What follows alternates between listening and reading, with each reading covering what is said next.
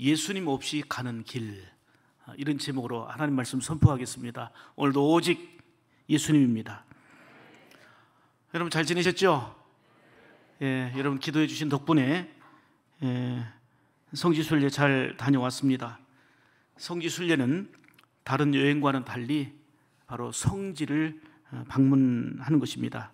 거기에는 화려한 풍경이나 그리고 멋있는 배경은 없습니다. 그러나 성경의 배경이 되는 현장을 직접 가서 보고 듣고 경험한다는 것이고, 과거의 성경의 그 역사를 구체적으로 보고 느끼며 실감할 수 있다는 점입니다. 금번 다녀온 투르키에, 즉 터키와 그리스는 신약 성경의 배경이 되는 그런 지역입니다. 바울 사도가 예수를 믿고 예수님으로 충만해져 가지고서 전도 여행을 하면서 곳곳에 복음을 전하고 가르쳤던 곳, 그리고 교회를 세웠던 그 역사의 현장을 함께 보면서 기도했습니다. 허망한 것은 지금은 그 형체들이 좀 남아있을 뿐 실질적으로 거기가 교회라든지 어떤 선교의 터전은 되지 못하고 있고 다 허물어져 있다는 것입니다. 2000년 전에 여기가 바로 빌립보 교회였고, 2000년 전에 바로 여기가 에베소 교회였고, 이런 형체만 있을 뿐입니다. 그러나 성경의 내용이 이렇게 분명한 역사적 사실이라고 하는 그 흔적을 보면서 성경의 내용들을 더욱더 깊이 실감했지요. 특히 이스탄불에 있는 성소피아 사원은 기독교의 분명한 흔적을 볼 수 있지만 지금은 이슬람 사원입니다.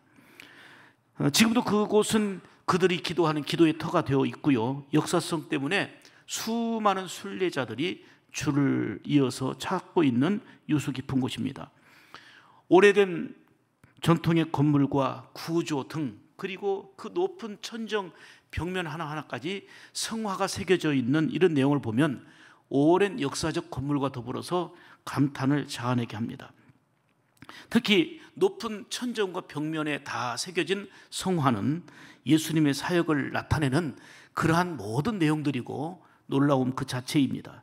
그리고 긴 시간을 달려서 그리스로 와서 바로 빌립보 도시, 그 당시에 빌립보 도시가 얼마나 컸는지, 거기에서 바울 사도가 곳곳을 다니며 복음을 전한 그런 내용들을 볼 수가 있었고 입체적으로 느낄 수가 있었습니다. 특히 바울 사도가 복음 전하다가 거기서 이제 예배드렸던 성전터, 그리고 그 유명한 원형극장을 보았고, 거기에서 연극도 하고 공연도 하지만 예수 믿는 자들을 잡아 죽이고 사나운 맹수, 배고픈 맹수들을 풀어놓고 예수 그리스도를 믿는다 하면 그 사자밥이 되게 하고, 예수 그리스도를 지금이라도 믿지 않는다고 하면 이제는 풀어주겠다고 하는 그 끔찍한 상황 속에서 나는 끝까지 나는 예수의 사람입니다, 나는 예수 그리스도를 믿습니다라는 고백을 하고 사나운 맹수의 밥이 됐던 그런 현장에 가서 가슴 뭉클하게 또한 볼 수가 있었습니다.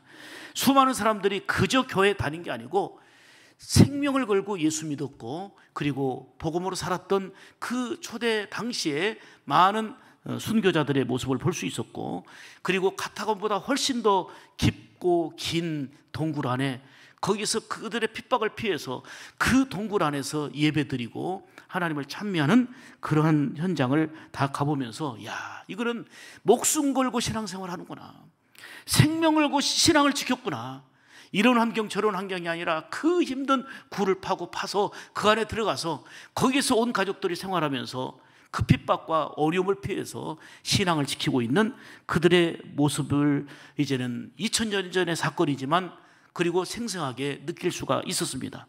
다만 저희들이 그곳에 가서 성찬식 하려고 다 준비해서 갔는데 허락하지 않는 거예요. 성찬식도 못하게 하고 찬양도 못하게 하고. 그래서 우리가 둘러서 그냥 기도하고 함께 은혜 나누고 이렇게 왔습니다마는, 그러한 그 현장들이 그저 종교 생활이 아니고 생명 걸고 예수님이 구원자이기 때문에 예수님이 주신 그 복음을 부여잡고 누리며 지키며 살고 있었던 그들의 현장을 볼 수가 있었습니다. 하루 종일 차를 타고 가서 바울 사도가 사역했던 데살로니가 큰 도시입니다. 그 데살로니가로 갔고, 그리고 성경에 나오는 겐그리아 항구를 지나서 그리고 고린도 지역을 갔습니다. 고린도 지역에서 예수 그리스도의 복음이 전파되어졌던 곳곳을 우리가 살필 수 있었고, 그리고 지금 우리가 이 에어컨이 나오는 차를 통해서 그렇게 먼 길을 가면서도 참 피곤한 강행군을 했는데, 바울 사도는 그 먼 곳을 교통수단이 지금과는 상상할 수 없는 좋지 않은 상황에서 얼마나 열정을 다해 곳곳에 가도 예수 그리스도의 복음을 전했는지 실감할 수가 있었고요. 이를 통해서 큰 도전과 그리고 감동을 받았습니다. 이번에 제가 더욱더 깊이 마음에 새겨졌던 것은 요한 사도가 유배되었던 반모섬에 갔습니다. 거기 가서 1년 이제 6개월 동안 18개월 동안 거기 유배되어서 생명 걸고 믿음을 지키면서, 그리고 하나님이 허락하신 요한계시록을 쓰게 된 그 기도의 동굴, 거기서 예배했던 그곳에서 함께 기도하고 또 참 뜻깊은 은혜의 흔적을 이제 마음에 간직하게 되었습니다. 다 말씀드릴 수 없지만 그동안 눈으로 읽고 들었던 성경을 보고 체험하게 되는 그 기쁜 뜻깊은 순간이었고, 성경의 역사성과 사실성을 온몸으로 느낄 수가 있었습니다. 기독교는 수많은 종교 중에 하나가 아니라 바로 예수 생명의 귀한 종교로서 바로 예수 없으면 죽는 거고 예수 있음으로 사는 것임을 실감할 수 있었던 것입니다. 여러분들에게 선포합니다. 주님은 살아계십니다. 바울은 살아계신 주님을 그 핍박과 어려움을 아랑곳하지 않고 곳곳을 다니며 전파해서 그 바울 사도가 빌립보 감옥에 갇혔던 그 감옥터에서도 사진을 찍고 왔는데, 바로 그런 감옥 현장에서 참으로 힘들고 어려웠던 바울과 실라가 찬송하며 기도할 때에 지진이 났고 옥문이 열렸던 그런 역사적 현장을 보면서 성경의 모든 말씀들을 새록새록 가슴에 새기면서, 야, 이 복음이라는 것은 생명이구나, 신앙이라는 것은 바로 생명이구나, 환경에 따라 기분에 따라 조건에 따라 좌지우지되는 모습이 아니라 우리에게 죽음의 순간이 온다 할지라도 지키고 붙잡아야 될 게 바로 복음이라는 것을 실감하게 된 것입니다.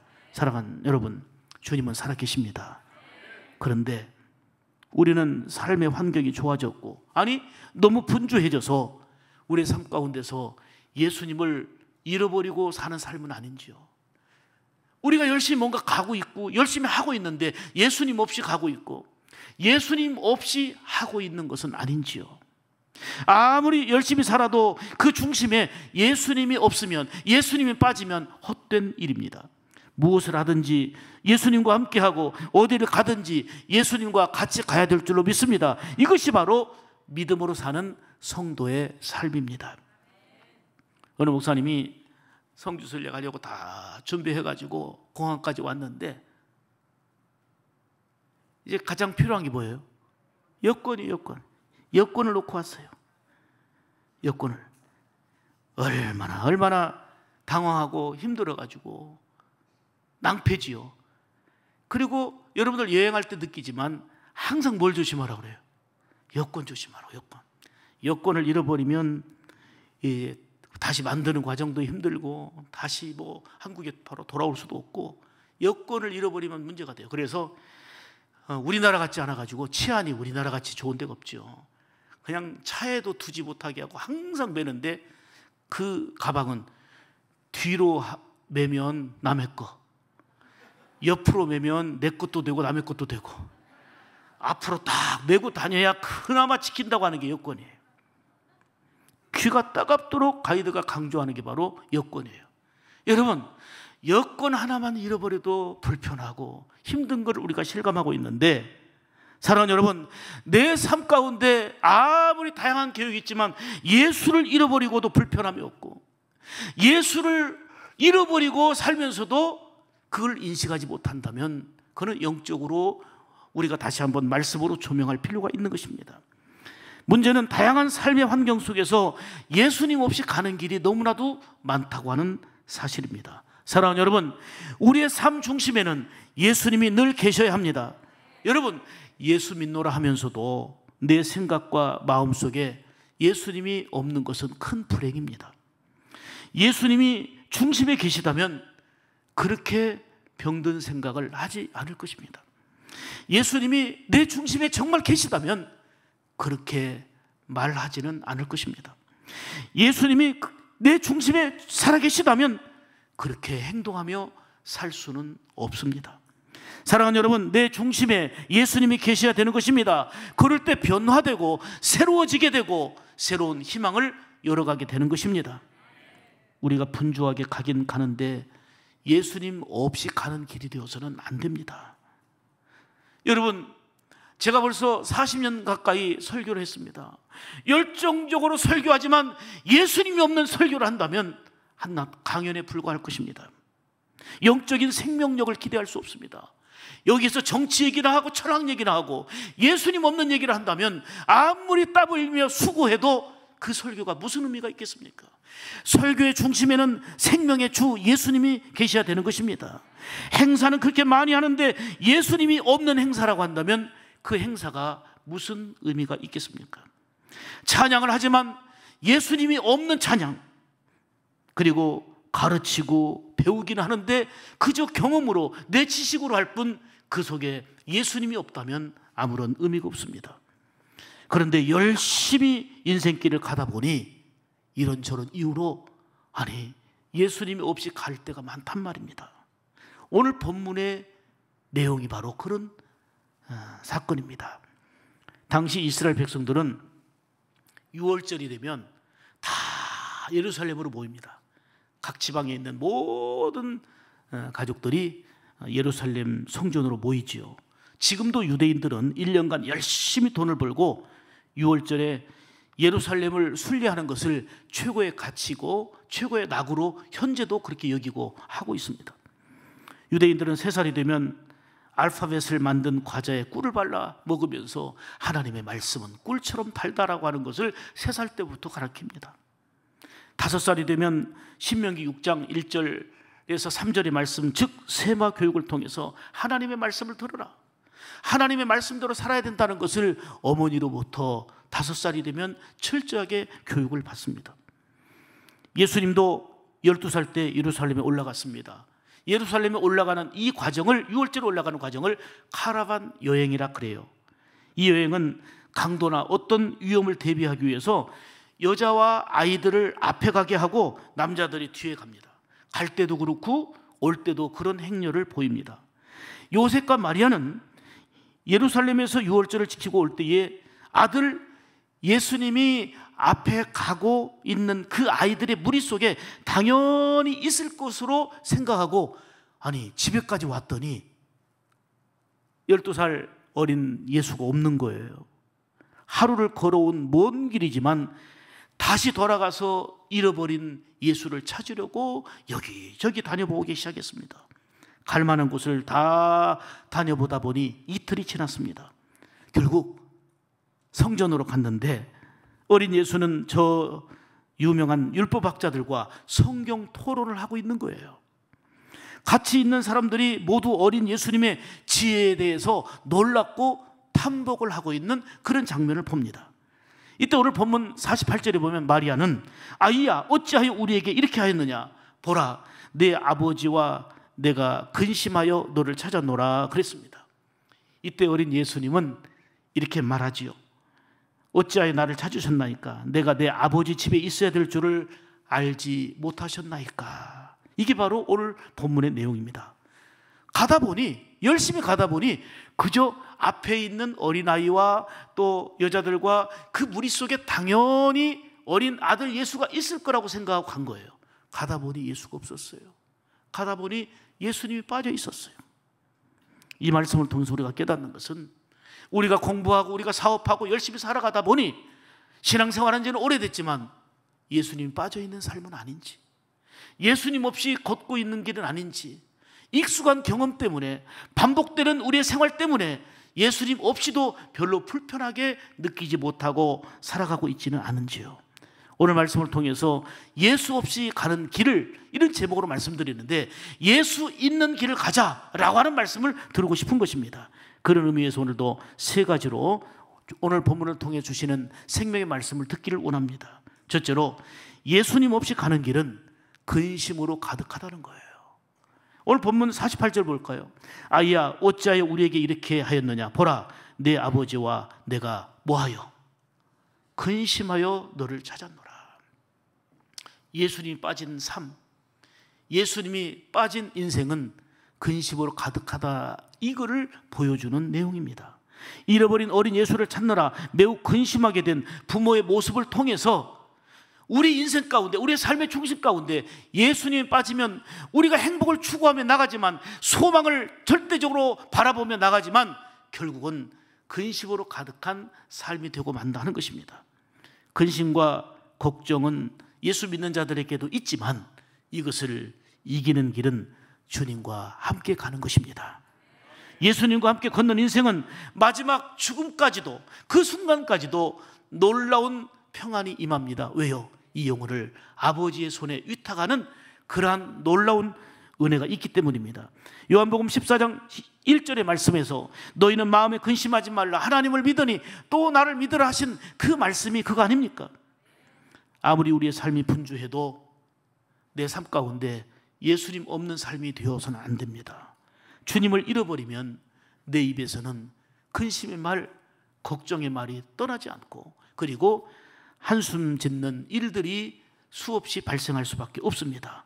사랑하는 여러분, 따라서 합시다. 아무리 바빠도 내 삶 가운데 예수님을 잃어버리지 말자. 아멘. 무엇을 하든지 예수님과 함께 가는 길이 되어야 되고, 예수님과 함께하는 삶이 되기를 주님의 이름으로 축복합니다. 물론 세상을 살다 보면 지난번에도 말씀드렸지만 원치 않는 걱정거리, 근심거리 태산처럼 밀려옵니다. 쓰나미처럼 밀려옵니다. 그런데 보십시오. 바다를 보세요. 잔잔하고 고요하지만 파도 치지 않는 바다가 어디 있을까요? 파도 치다가도 잔잔한 순간이 반드시 옵니다. 여러분, 겨울이 춥지요? 춥지 않는 겨울이 있나요? 그런데 따뜻한 봄날이 반드시 있습니다. 근심과 걱정되는 일들이 예수 믿는 우리에게도 끊임없이 있지만 예수님과 함께 가며 이겨내는 가운데 위로와 평안과 은혜가 주어질 줄로 믿습니다. 사망의 음침한 상황을 만났던 다윗의 고백을 들어보세요. 내가 사망의 음침한 골짜기로 다닐지라도 해를 두려워하지 않을 것은 주께서 나와 함께 하심이라. 하나님이 나와 함께 하시기 때문이라는 거예요. 주의 지팡이와 막대기가 나를 지키시고 안위하신다는 믿음의 확신의 고백을 하지 않습니까? 사망의 음침한, 정말 죽음의 두려움 가운데 놓여있는 상황 가운데서도 다윗이 평안을 힘입었던 것은 환경이 좋아서가 아니고 그런 위험한 환경 속에서도 여호와 하나님이 나의 목자가 되시니 내가 부족함이 없고 주의 지팡이와 막대기로 나를 지키시고 보호하심을 믿었기 까닭입니다. 매 순간 하나님과 함께하는 삶이었던 거죠. 극심한 어려움 가운데도 하나님 없는 삶이 아니라 하나님 있는 삶이 되었던 것이죠. 예수님이 있는 삶이 그런 사망의 음침한 골짜기를 만난다 할지라도 그 가운데 함께 하시는 주의 은혜로 인하여, 그분의 손길로 인하여 안위함과 보호함을 누리게 될 줄 믿습니다. 그래서 매 순간 주님과 함께 걷는 성도는 낙심하고 한숨 짓는 많은 사람들 틈 속에서 이렇게 찬송하며 고백합니다. 나의 마음속이 늘 평안해. 아멘. 악하고 힘든 파도가, 험한 파도가 우리에게 몰려오지만 나의 마음속이 예수님으로 인하여 평안하다고 고백하고 찬송하는 게 바로 성도의 힘입니다. 악한 죄 파도가 많지만 내 마음은 늘 평안하다는 거예요. 그리고 고백하지요. 주와 같이 가는 길 즐거운 거 아닌가? 여러분, 주님과 같이 가는 길이 즐겁습니까? 괴롭습니까? 내가 죄 짓는 자리에 있고 내가 하나님이 원치 않는 자리에 있으면 주님이 참 너무 불편해요. 그런데 우리의 삶의 여정에 힘들고 지치고 그리고 여러 가지 일들을 만나지만 내 삶 가운데 주님이 옆에 계시고 주님과 함께 걷는 길은 그것이 즐거운 길이고 위로요 평안인 줄 믿습니다. 어느 여인이 잘 아시죠? 마더 테레사 수녀, 테레사 수녀를 찾아왔어요. 제가 죽고 싶은데 살 소망이 없는데 어떻게 하면 좋을까요? 죽고 싶은 사람이 이렇게 상담이라도 하면 기회가 주어져요. 테레사는 왜 그러느냐 그랬더니 근심 걱정이 태산같이 쌓여갖고 살 이유와 소망이 하나도 없다는 거예요. 그래서 테레사는 이렇게 말했습니다. 자매님, 그러면 자살하십시오. 그러면 죽으십시오. 결정한 대로, 마음에 품은 대로 죽음을 선택하십시오. 그러나 한 가지 부탁이 있습니다. 어차피 죽을 거 아닙니까? 죽기 전에 한 달만 여기 와서 나와 함께 사십시오. 그리고 나서 죽음을 선택하십시오. 이 여인은 그래서 칼타고로 와서 테레사 수녀와 함께 한 달을 지냅니다. 테레사 수녀가 했던 가난한 자를 돌보고 병든 자를 돌보고, 그리고 한 달 동안 그들을 봉사하고 섬기면서 살다 보니 내가 얼마나 필요한 존재인가.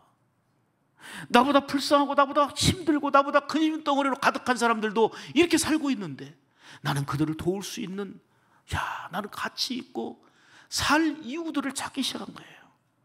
보람을 얻었고 삶의 그 존재감을 얻게 되었고 살아야 될 이유를 깨닫게 되면서 한 달을 살면서 더 봉사하는 삶, 다시 말하면 예수 없이 살아가는 가운데 절망과 고통 가운데 있었는데 예수 있는 삶으로 자기의 삶의 다른 환경들은 달라진 거 없지만 여기에서 살아갈 이유와 소망을 얻게 된 거예요.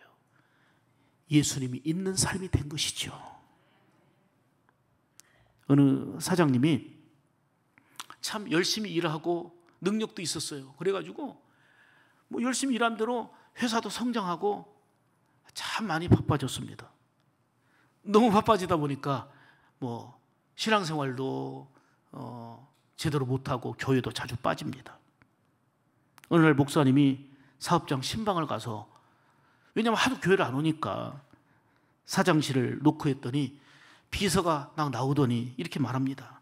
사장님이 너무 바쁘셔갖고 예약 없이는 사람을 만나지 않도록 저한테 지시하셨기 때문에 만날 수가 없습니다. 예약을 안 했기 때문에. 제가 사장님이 다니는 교회의 담임 목사입니다. 그랬더니 그래도요, 사장님은 저에게 얘기했습니다. 예약되지 않은 분은 누구도 만날 수 없다고 하는 거, 그게 저에게 지시된 거기 때문에 만날 수 없으니 돌아가십시오. 그리고 목사님은 그 회사까지 신방을 갔다가 절대 면회 사절이라고 하는 이러한 얘기를 듣고 씁쓸한 마음으로 돌아왔습니다. 그리고 6개월이 되었고요, 그냥 잊어버리고 있었습니다. 그런데 예약 없이 들어간, 노크 없이 들어간 이가 있었습니다. 예약도 안 하고 노크도 안 하고 사장실에 들어간 이가 있었습니다. 죽음의 사자였습니다. 열심히 일을 했지만, 잘 나갔지만 졸지뇌절정으로 사장은 그 사장실 의자에서 쓰러졌고 결국은 죽음을 맞이했는데, 죽음은 예약도 없었습니다. 죽음은 노크도 없이 들어가서 그의 삶을, 육신의 삶을 이제는 끝내게 했습니다. 사랑하는 여러분, 우리가 아무리 바빠도 예수님보다 앞서가지 마시기 바랍니다. 예수님보다 저 뒤처져 있는 삶이 되지 않기를 원합니다. 예수님과 따로 걷는 삶이 되지 않기를 원합니다. 더더욱 예수님의 뜻을 거스리는 역행하는 삶이 되어서는 아니 됩니다. 가장 중요한 성도의 삶은 예수님과 동행하는 것입니다. 예수님 있는 삶을 살아가는 것입니다. 예수님의 부모는 가다 보니 예수님이 없이 가고 있었습니다. 예수님을 잃어버리고 걷고 있었습니다. 근심하고 근심하며 찾느라고 2배나 고생했습니다. 우리 역시 삶 속에서 너무 분주하다 보니 예수님 없이 가는 인생길은 아닌지를 돌아보면서, 예수님 없이 가는 길은 오늘 본문을 통해 주신 말씀처럼 요셉과 마리아처럼 근심의 길이 되는 것을 깨닫고 내 삶 속에 예수님 없이가 아니라 늘 예수님과 함께 가는, 내 삶의 중심에 늘 예수님이 계시는 그런 우리 인생길이 되고 우리의 삶이 되기를 주님의 이름으로 축복합니다. 두 번째로, 예수님 없이 가는 길은 헛수고의 길이라는 것입니다. 45절 보실까요? 찾으면서, 예수님을 잃어버렸으니까 찾으면서 예루살렘으로 돌아갔더니, 예수님을 잃어버리고 걷는 길은 열심히 갔지만 간 만큼 헛수고였어요. 열심을 내서 달려간 만큼 헛수고였어요. 가도 다시 돌아와야만 했습니다. 간 만큼 헛수고요, 간 만큼 손해였습니다. 다행히 하루 길을 걷다가 예수님이 안 계신 것을 발견하고 돌아갔습니다. 더 많이 갔더라면 더 많은 헛수고를 했을 것입니다. 이거는 옛날 옛적에 예수님이 12살에 예루살렘 성전에 6월절에 갔다가 예수님을 잃어버렸던 부모의 이야기로 끝나면 안 됩니다. 우리 인생길 가운데, 우리 인생의 여정 가운데 예수님에 빠진 삶이 이런 삶이라는 것을 우리에게 주시는 생명의 메시지를 우리가 가슴에 새겨야 될 줄 믿습니다. 사랑하는 여러분, 우리도 더 헛수고를 하기 전에 지금 예수님을 찾아야 합니다. 예수님을 잃어버리고 가면 간 것만큼 헛수고가 되기 때문입니다. 예수님을 잃어버리고 돈을 쓰면 쓴 것만큼 그 물질의 결과는 헛되기 때문입니다. 어느 국회의원은 잘 나가게 당선도 되었고 큰 희망과 포부를 가졌지만 100만 원 벌금형을 받아서 당선이 무효 선언이 됐습니다. 아무리 크게 일을 해도 예수를 잃어버리면 무효가 됩니다. 예수님 없이 가는 길은 헛수고임을 오늘 본문을 통해서 명확하게 우리에게 말씀해 주고 있습니다. 그러나 예수님과 함께 가는 길은 헛수고가 없습니다. 주 안에서 수고하되 주 안에서 흔들리지 말고 힘쓰라. 너희의 수고가 결코 헛되지 않다라고 고린도서를 통해서 우리 주님은 말씀하고 있습니다. 예수님만이 우리에게 생명을 주시며 풍성한 삶으로 인도하시는 줄 믿습니다. 어떤 상황 가운데 내 삶의 중심에 예수님이 빠지면 안 됩니다. 예수님이 있는 삶, 예수님이 있는 길, 예수님과 함께하는 삶이 되기를 축복합니다. 세 번째로, 요셉과 마리아는 성전에서 예수님을 찾았습니다. 성전은 예수님을 만나는 곳입니다. 성전은 하나님의 임재를 경험하는 곳입니다. 49절 보실까요? 어찌하여 나를 찾으셨나이까? 내가 내 아버지 집에 있어야 될 줄을 알지 못하셨나이까? 여러분, 예수 중심의 신앙생활은 성전 중심의 신앙생활이에요. 성전을 멀리하고서 늘 예수님과 함께 있는 삶이라고 누가 할 수 있습니까? 성전에서 그렇게 예배를 힘쓰고 경건생활에 힘써도 생활 속에서 흔들리고 무너지기가 십상인데, 성전을 멀리하고 예배를 멀리하고 하나님의 은혜를 멀리하고 늘 예수님과 함께하는 충만한 삶을 산다? 가능성이 아주 낮은 얘기입니다. 내 집은 만민이 기도하는 집이다. 내가 이 전에서 너를 만나고, 수없이 이 성전을 강조하는 게 바로 하나님의 말씀입니다. 하나님은 무소부지하기 때문에 어디나 계세요. 안 계신 곳이 없어요. 길에도 계시고 집에도 계시고 회사에도 계시고 우리의 삶의 터전 어디에나도 계시지만, 성경에는 하나님의 전에 임하시는 우리 주님의 역사와 하나님의 손길을 얼마나 많이 강조하고 있습니까? 어디에서든지 우리 주님을 만날 수 있지만 성전에서 예수님을 만나야 됩니다. 성전에서 바로 예수님을 찾아야 되는 것입니다. 시간마다 성전에 와서 예배 드리며 하나님의 말씀 드려야 되는 것입니다. 여러분, 밥을 먹어야 힘을 얻게 되고 육신이 사는 것처럼 생명의 양식인 하나님의 말씀을 먹어야 힘을 얻게 되고 영이 사는 것입니다. 하나님과 통하는 삶이 되는 것입니다. 성전에 오면 예수님을 찾을 수 있어요. 그런데 문제는 너무 교리적이고 너무 형식적이고 그리고 너무 습관적이면서 성전에 와서까지 잃어버린 예배, 잃어버린 봉사, 잃어버린 신앙생활 하는 경우가 너무 많습니다. 그러다 보니 성전에서 화목의 잔치가 되고 기쁨의 잔치가 되고 하나님과 영광 돌리며 잔치집과 같은 신앙생활을 해야 되는데 오히려 갈등과 분쟁과 싸움과 악한 마귀가 좋아하고 성령님이 탄식하고 근심하는 일들이 한국교회와 세계교회 현장에 얼마나 많이 있습니까? 예수님 없는 성전, 예수님 없는 예배, 예수님 없는 신앙생활. 여러분, 기독교라는 종교생활은 5년만 열심히 하면 남선교회가 뭔지, 여전도회가 뭔지, 재직교회가 뭔지 모든 걸 익숙하게 잘 할 수가 있습니다. 기독교는 그런 종교생활하는 곳이 아닙니다. 예수님 만나고 생명의 주를 통해서 우리의 심령과 삶이 변화되어서 빛이 되고 소금이 되고 그리스도의 향기가 되어 살아가는 삶이 되어야 되는 거 아니겠습니까?